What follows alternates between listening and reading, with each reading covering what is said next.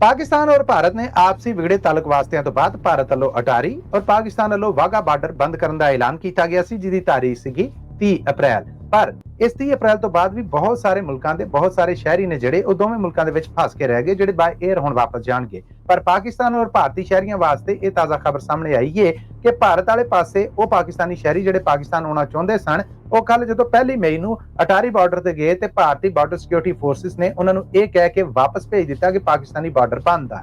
ਪਰ Pakistani foreign office ਦੇ ਤਰਜਮਾਨ ਸ਼ਫਕਤ ਅਲੀ ਖਾਨ ਦਾ ਇਹ ਆਖਣਾ ਹੈ ਕਿ ਭਾਰਤ ਦੇ ਵਿੱਚ ਫਸੇ ਪਾਕਿस्तानी शहरी जो वापस आउणगे ते उन्हां दे वास्ते वाघा बार्डर खोल दिता जाएगा। पाबंदी सिर्फ भारतीय शहरियों वास्ते है कि वह इधरों पाकिस्तान इंटर नहीं हो सकते। पाकिस्तान ने अपना बार्डर भारतीय बंदिश तो बाद जवाब दे विच बंद किया है, पर साडा बार्डर साडे अपने शहरियों नूं लैण वास्ते खुला रहेगा।